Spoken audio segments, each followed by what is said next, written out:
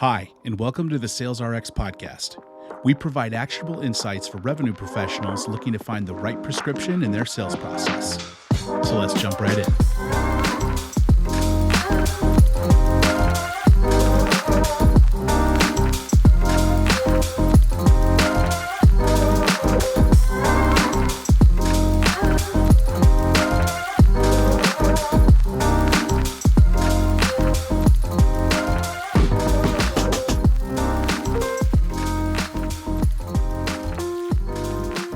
Hello, and welcome to all my Sales RXers and first-time listeners to the Sales RX podcast.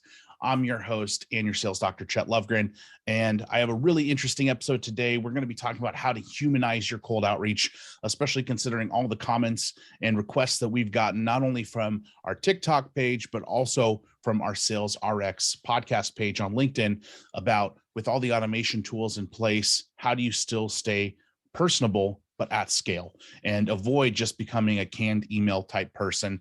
And I got a really exciting guest with me today. He has over 9 years of professional sales experience, and 5 of those have been spent leading high-performing SDR teams at companies like Untapped, formerly known as Canvas, Silverfort, and more recently, Lightspin. He's also traveled to 7 world wonders in 36 countries. And before the podcast, he told me that he plans to visit 50 countries before 35, which is an awesome monumental achievement. And he's hopefully going to be starting a blog or something soon to talk about it, because we definitely need to hear more. But I'd like to welcome our guest today, SDR Manager at Lightspin, Riplin Evans. Riplin, how you doing?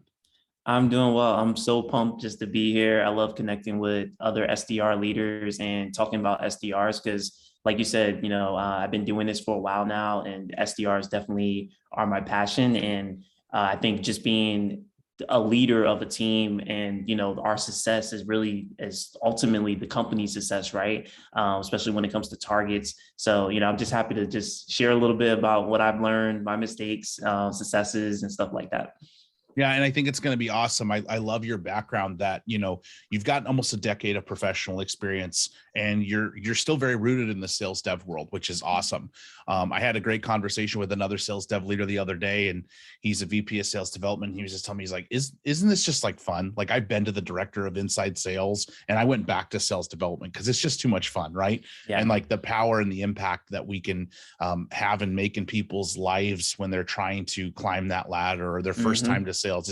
It's amazing. But in terms of context, I think our listeners understand really why you're here. But I want to hear a little bit about your background. Like, let's hear the story of Riplin a little bit. How did you get into sales? What was that SDR world like for you as a rep? What led you into SDR management? And kind of tell us a little bit about your journey from there as well. Yeah, so I think that's a really good start. So really the biggest thing for me was when I graduated college, I graduated with 2 degrees in business of all things.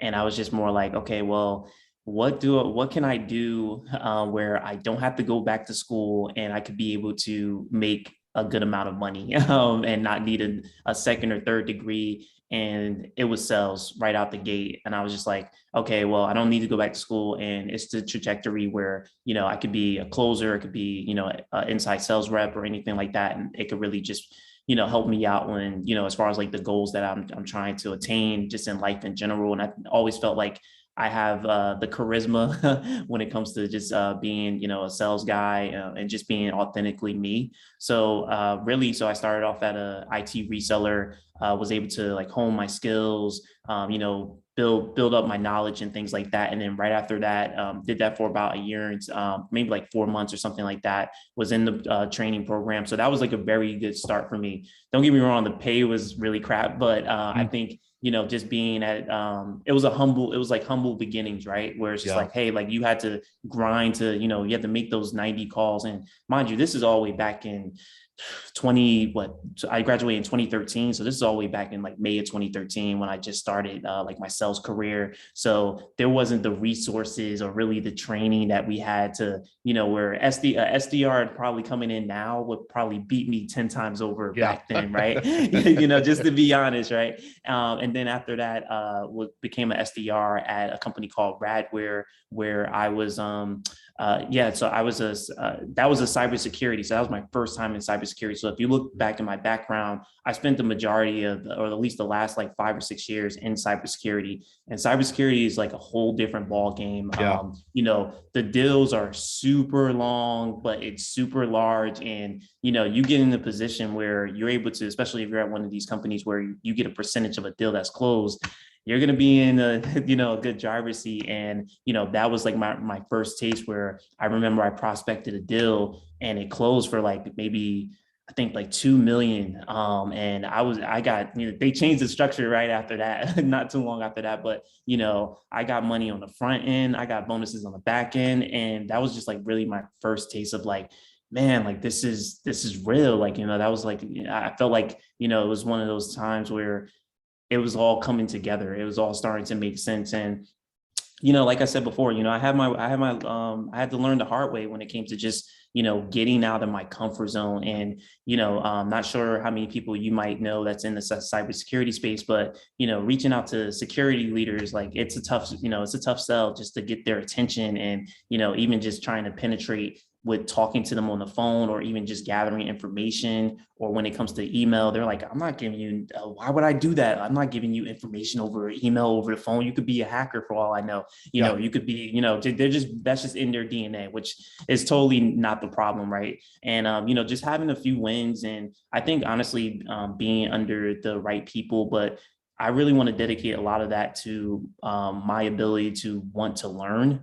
And want to learn more, and not stay stagnant. So, and I realized that when I was at at Radware, when I was just like, man, like, there has to be a better way, and just kind of getting out of my comfort zone, switching up, trying different things, techniques, and just, and this is what this call is about, right? This podcast is about like humanizing the outreach, right? And I felt like, hopefully no one like, is seeing this and they're like, oh man, I'm going to start, calling him by his first name. But my middle name is actually Riplin, but my first name is Adrian. And one of the things was, I was just like, man, I want to keep it like super professional, especially coming out of school. And I was just like, you know what, I'm going to start going by Riplin. So once I started going by Riplin, I started building like, my SDR persona where, I was getting on the phone with people and they're like, Riplin, oh, that's a really cool name, by the way. I never, or even ending the call with that. And I was just like, I'm starting to build something here, right? I started kind of build my brand, like, where people would say like, I've never heard of this guy. And that's why I always even tell my team, where it's just like,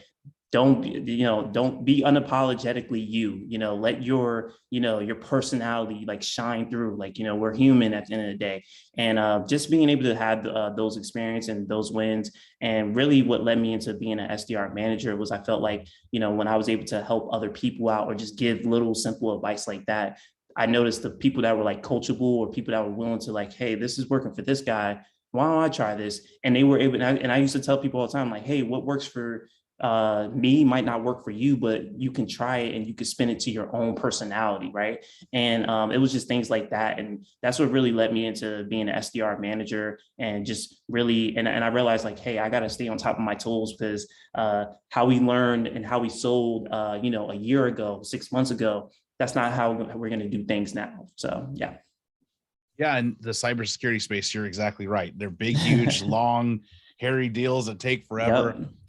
We have a couple people in our SDR to AE program that became first-time AEs because the world of cybersecurity hires so fast and so quick. Mm-hmm. Yep. And I also have a couple AEs that I career coach that work in cybersecurity. So I'm familiar with the space, and it's a grind, but it can pay off eventually. Yeah. You really got to put in the time, and calling CIOs, CTOs, directors of IT it's a lot of fun, right? Yeah, exactly. Yep. I'm glad you see it that way. I also love how you talked about like your SDR persona. I don't think Mm-hmm. enough SDRs understand the need for that. And I see that all the time too with first-time SDRs working in sales dev.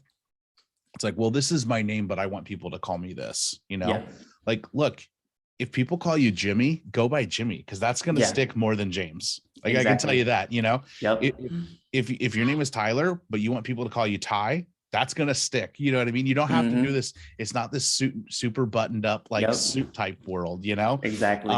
Even I had that as a first-time manager. I thought I had to be this very rigorous, buttoned up, let's GSD, get shit done kind of guy. Exactly. And then it led to everybody being like, oh my gosh, is this a micromanager? And it wasn't until I started being my authentic self, which is I love humor. I love starting off presentations with a joke. I make fun of myself a lot in appropriate ways, right? Like, so self-deprecating humor. And you know, if you're in a presentation and you feel like people are droning off, make a joke like, did I lose everybody? Are we that bored? Should we just end it right now? And everybody chuckles. They're like, no, I was just thinking about what you said, or something, you know. It's a much better way to bring engagement. But it was the same thing. I thought I had to be this type of person as a manager. And then I quickly learned, just go back to being you, just be Chet. You know what I mean? Because that's what people want. Yep. I love it. That's exactly what people want. So I couldn't agree more. So in your career, not only as a sales professional, as an SDR manager, along the entire path with what you're doing and in that journey, what would you say is one of the biggest challenges that you had when it came to humanizing your cold outreach, and how did you solve for that? Yeah, I would say the biggest thing for myself was just understanding that I didn't need to sound like everyone else, and me sounding like everyone else was doing a disservice to me and also, you know, the company, right? Where it's just like, you know, they're not hiring robots, at least I hope not, but, you know, they're not hiring us to be robots. And really, I think the biggest thing for me was when I really was getting down on myself when I just kept calling and, you know, I was reading off of this script and it just sounded like, you know, I just sound like a robot. And, you know, I just really got frustrated because obviously, you know, we have metrics that we need to meet, especially as an SDR. And I remember that time where I was just like, man, I have to, and I got put on a PIP, you know, and I was like, man, like it was do or die time. And, you know, I know some people might fold and things like that. And I think one of the biggest components that helped me out was I was just like, you know what, I need to have fun with this. And I've been able to take that approach with a lot of things in life when I need to remind myself, like, I need to start having fun with this. I need to like loosen up, you know, like I think sales should be fun. I think being an SDR is fun. I think it should be challenging at the same time. And once I started kind of realizing that, I was just, you know, I just started getting on the phone and like, hey, if someone started having an objection, I just kind of had like a nonchalant attitude about it. Like, you know, if someone was just like, oh, I'm not interested right now, I'm like, oh, that's totally fine. And that will kind of throw them off like, it is. And I'm just like, yeah, like, you know, I kind of already figured that you were using something anyway. Just really wanted to call and actually do these questions and see if, you know, maybe it might be some alignment down the line. That's a lot more opening than, oh, well, our services does this and we can fix it. And it's just like, okay, I'm definitely hanging up right now, you know, call back later or something like that, right? So when I was able to kind of have that approach of, you know, just being more relaxed, and I like how Chris Voss has like his in his book Never Split the Difference. He has like his radio DJ voice, but kind of, you know, just kind of because I feel like everyone's different, but you know, for me it works more of a better of my tonality where I'm just like calm, chill, relax. Like I'm kind of calling you like, hey, Chet, how's everything going? Listen, I know right now I'm calling you out the blue. Just want to see if I can just ask you a few questions and just give you a reason why I'm calling. That seems a little bit better. Like we're just like, some people might be super overly excited, you know? So just finding your balance of what works for you. And I think that was the biggest thing for me to create, like, you know, I'm just like, hey, I'm Riplin. I'm calling from, you know, this company. Just want to see if I could just get a few minutes of your time. And then, you know, they're hitting me with a objection. You know, my job isn't to be combative. My job isn't to sell, you know, them on a meeting. It's to, you know, understand what's going on in their environment. So that's when I was able to really humanize the approach, or even just listening and adding things that I would see, like, you know, especially a lot of CISOs that's building their persona. Like, hey, I actually listened to 10 minutes of a podcast that you were on. I noticed that you mentioned that you guys are getting into cloud environment. You know, you want to do more things around this, you know, just want to see if I could just build some rapport. That's a lot more easier. Like, okay, this person has done this research. He's not calling off of a list, you know? So those are some of the things that really like was able to help me and just honestly turn things around. Like once I just really loosened up and just become a student of the game. That's what I really want to say. Like, just throw that out there. Just become a student of the game. Yeah, I like the podcast approach because any SDRs out there listening, if you ever target someone and you see that they've been on a podcast, go and listen to that episode. Do it during a lunch break. If that's the difference between getting the appointment and not, do it. Exactly. I got a cold email from someone because everybody who listens to the podcast will know I'm huge on video. And they sent me an email and it said, did I win the jackpot because of a phrase I used in a podcast episode about video, and people, you know, using video is like getting a guaranteed jackpot lottery ticket, like a guaranteed jackpot. And they sent me that with a video doing exactly what I said in the podcast I do in video prospecting. Yeah. Didn't get the appointment because the product, they should have done the research, was actually completely irrelevant for where I was at, but it was still great messaging, right? Yeah. Had they probably done research on the front end just a little bit, just to make sure I'm in their ICP, it might actually worked out for them. But yeah, I love that approach, right? Like connect to them on a more human level. And really what you're doing too is you're interrupting patterns, right? Everybody's calling and saying, hey, how are you today? Is Riplin there? Is this Riplin? Well, you would know if it's Riplin, right? Because, but if you're asking for me, then you probably have no business being here. You probably never connect with me. I don't want to take this call, you know? But you found ways outside of that. You found ways to agree with people instead of being combative. Well, hey, I already use XYZ competitor and we're great. Oh, that's fantastic. I heard they're great. What do you love most about them? Well, that's just weird. Most of the time people go, well, our system does this better. You know what I mean? Like, exactly. And that just leads you down a rabbit hole of rejection. That's what that's what I look at it as. Yeah. I love that. And so with what you're doing now over at Lightspin with your team, what's one of the biggest challenges you're seeing currently in the sales dev world, where people are we relying too much on these automation tools in place now that we have everything? I mean, you're talking about 2013. You started in sales. I started in 2011. My first job was, here's a landline and yellow pages, a piece of paper and a pen, make 100 calls or book 2 appointments, one of the two, or else you don't get paid, you know, like it was super grindy, right? You were probably, I mean, when you started using something like Outreach, you were probably like, holy cow, this blows my mind, right? Yeah, exactly. Yeah. Because we didn't have that, you know? So I think really the biggest thing for my team and where we're at right now. So Lightspin, we just recently made 2 years, right? So, you know, we just celebrated our 2-year anniversary last week. And I've literally only been here since October. So I'm on my 5th month and I'm growing the team, right? So my last hire was, I have 5 reps. My last hire was in December. So, you know, I'm learning with them, you know, and I think that's the biggest thing for us is figuring out, you know, of course, like the key things, like what's our ICP, right? What is the talk tracks going to look like? What does it sound like when we're getting on the phone with the right people? Who are the wrong people, you know? And I think that the most exciting thing about the opportunity, what's going on right now, is that we're building some things, you know, like we just, you know, got our VP of marketing on board. We're hiring the right key people. So it's a very interesting time for me to be this early at an inception of a company, and for me to understand, like, hey, like we're a huge part of the success that we want to hit our pipeline goals, right? And, you know, getting the team really just that engine going, you know, so you know, a few of the things that, you know, and I have a few new reps that never had, you know, fresh out of college, never done SDR work, right? And one of the things that I've always tell them is, let go of expectations, you know, because every time you're picking up that phone, you know, and let go of expectations. But, you know, that was one of the things that I had a problem with, but every time I was getting on the phone, I was expecting someone to pick up and I was expecting a meeting. And I realized once I let go of expectations, that was really able to help me like see things through. You know, I was more relaxed, I was more calm. So that's one thing I always echo to, especially the new SDRs, like just let go of expectations. Like when you're not expecting for someone to pick up the phone or even to get a meeting, it'll go a lot smoother for yourself, right? And one of the things I always even tell my team, like, hey, we're going to have more, you know, we're going to have more losses than wins, but it's going to be the wins that compound over time that's really going to measure the success, right? And, you know, it's like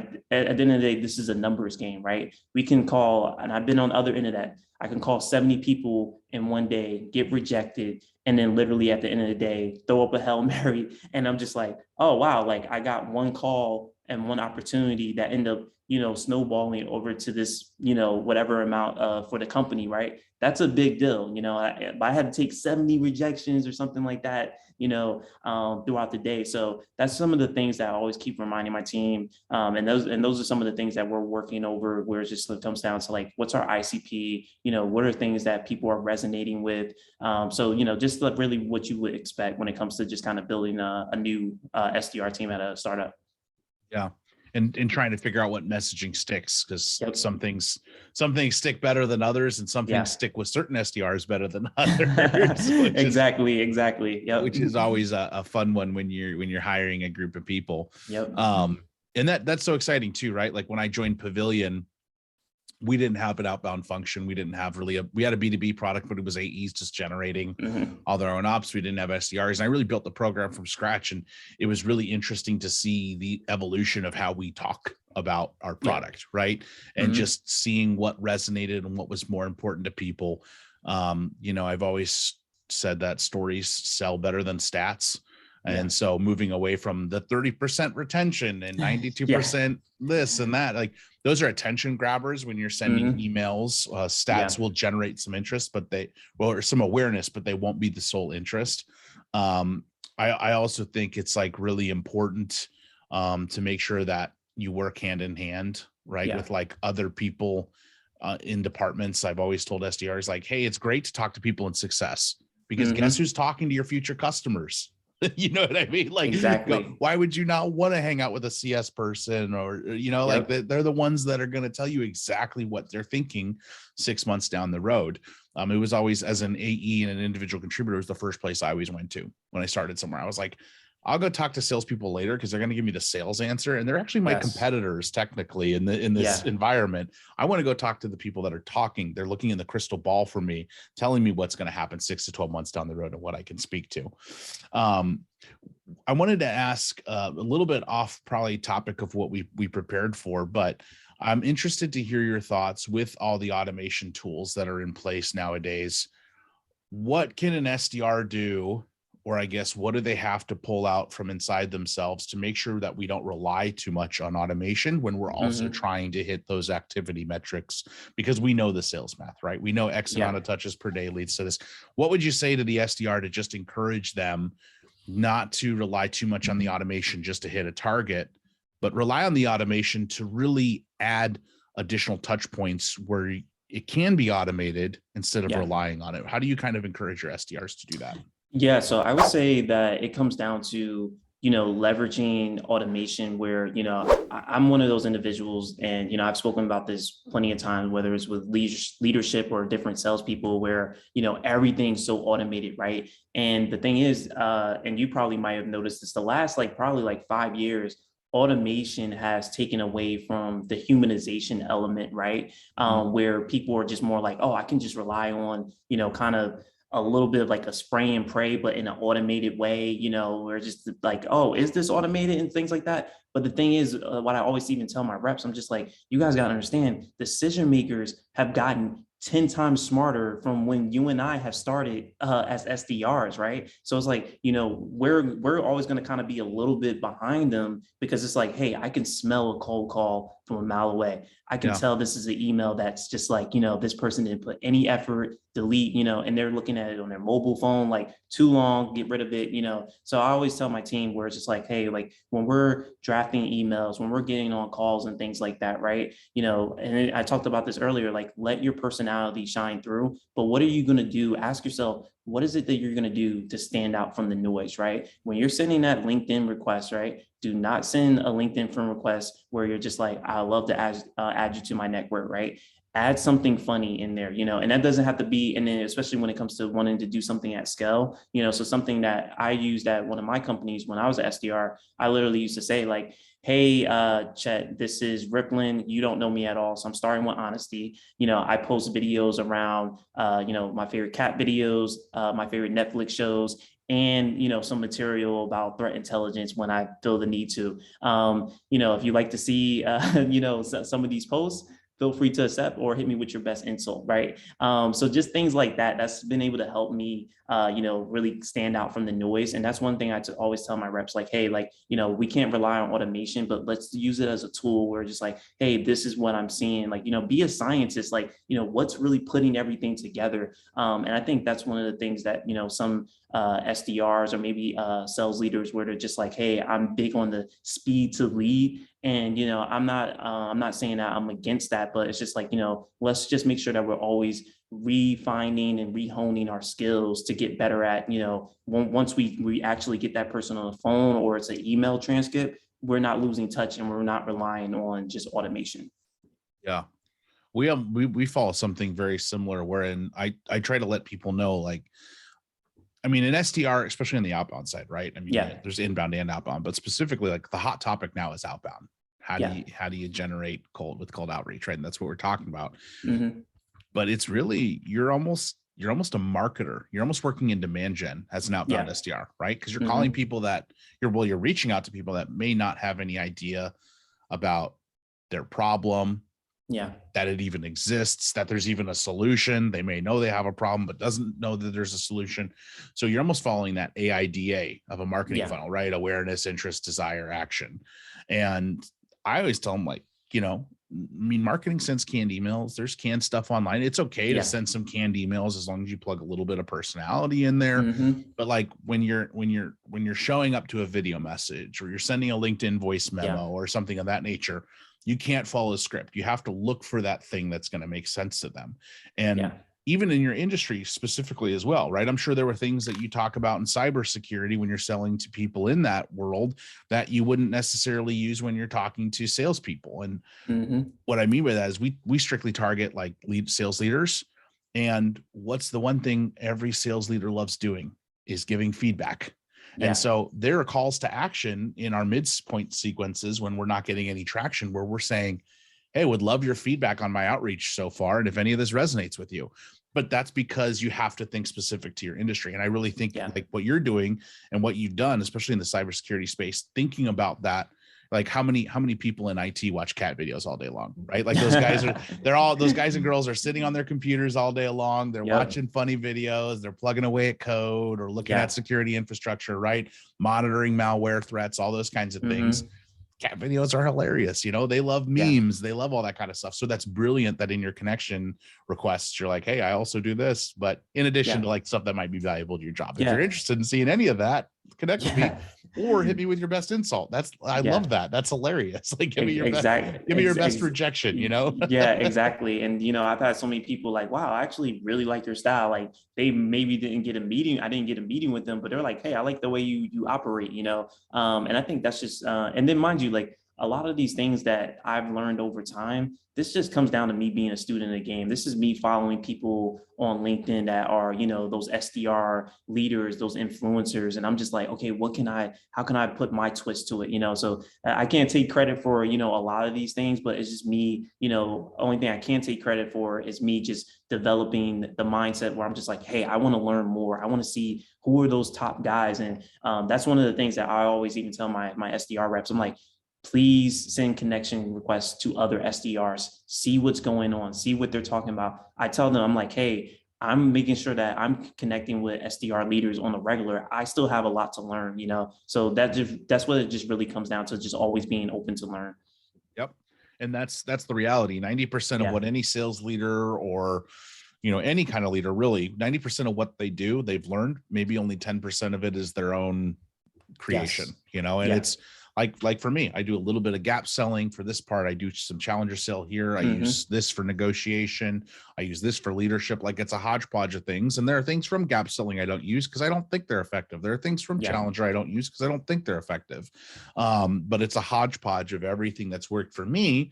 And like you said, you don't have to be responsible for creating that information, but you need to be responsible for seeking it out, which I think is so cool. I think when we originally connected, it was a few months ago, you messaged me and you're like, hey, what's this Pavilion thing? And we had like a little LinkedIn conversation and then you joined Pavilion. And now I see you in Pavilion, like talking to other SDR leaders and talking to other SDRs and giving SDRs advice. And that's the special thing about professional development community. Like you said, is if you're going to do this, you got to look for the tests and the answers to the test, right? You got to learn the information. You're not responsible for creating it. Nobody's asking an SDR to recreate the wheel, but you have to be willing to take information from those that work. Can't say it better.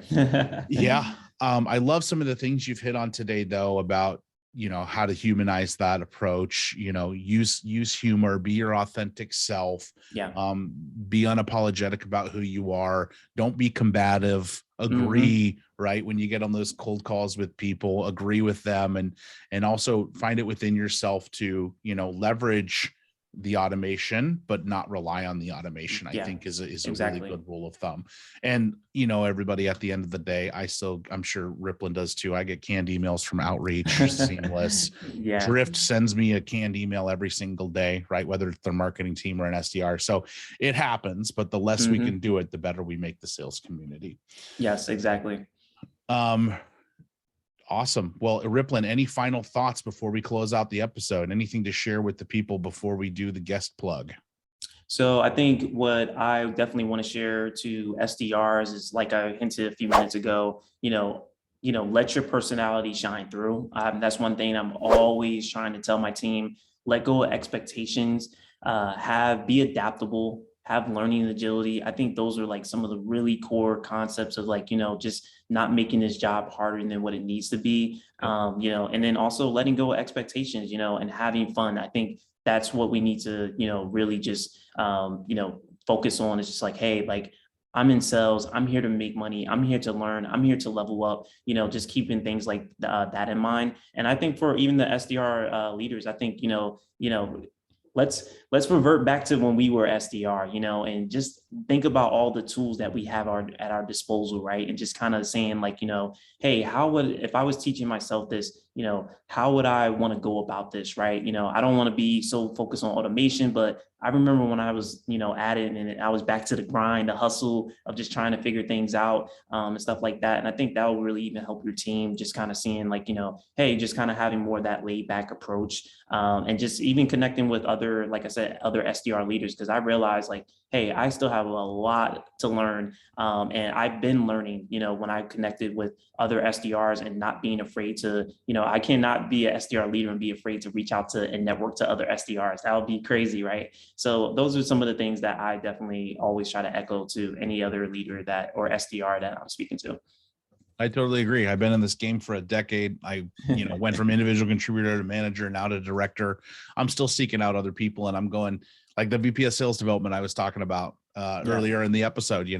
He told me, hey, this is a little plan that I follow. Maybe you can use this on your podcast somewhere. Just make sure you shout me out if you ever say it, but he's like, I don't have the guts to go out there and be a content creator. So go ahead and take this one if you like it. And then just make sure you give the credit someday. But you see, like seeking things out, right? Even if I'm at a director level, like I don't know it all. I don't have all the answers. I'm still learning every single day. It's a never ending. I love that phrase, learning agility. I've never heard of that before. I like that. Yeah. Thank you. I can't take credit for that either, but I learned along the way from some pretty good teachers. So like I said, it's always about being a student of the game. Love it. Riplin, where can we connect with you? Where can people find you at? How do they connect with you? How do they engage? Yes, definitely connected with me on LinkedIn, Riplin. I'm the only Riplin in the world, by the way, from what I've noticed. So Riplin, Riplin Evans. And, just shoot me a message. Even I have SDRs, of course, reach out to me, and I'm always willing to give them feedback. I'm always willing. I will always respond to them, even if they're selling me a product, or if they just want to connect with me to ask me questions if they're trying to get into the SDR world. And the same thing when it comes to SDR leaders, like I'm always open to connect with them. So definitely reach out to me via LinkedIn. And I'm looking forward to, connecting with some people. Love it. Connect with him, LinkedIn. You can find him on Instagram. Maybe he'll start putting some of those travel photos up. Yeah, you can find me on Instagram too at Riplin too. So yeah. We got to get you in the TikTok game, man. You got to spread some of that knowledge to the SDRs. You never know. It's not all about silly dances. Trust me. Awesome. Well, I love it. Well, thanks for taking the time with us today. For those of you interested in more SalesRx resources, you can go to the SalesRx podcast page on LinkedIn. You can check us out on Spotify, YouTube, TikTok, Instagram as well. And don't forget, in our links in the bio, you can check out our SDR to AE program that is relaunching in March, where we can help SDRs become AEs in less than 12 months through SDR trainings and methodologies to accelerate that part of their career, as well as helping them understand and training them and teaching them on how to hold their managers accountable, set promotion expectations, and create their path for themselves, and not spend any more time in the SDR seat than necessary, because nobody wants to be an SDR forever, right? Hopefully you can move into management or move into an AE role. Also, don't forget, if you're interested in joining Pavilion, like Riplin and I are a part of, links in the bio as well, or you can go to joinpavilion.com and check out our site and see all the interesting membership options, classes, and courses and mentorship available. That said, thanks everybody for taking the time to listen, and we'll see you on the next one. Thanks, Riplin. Thank you.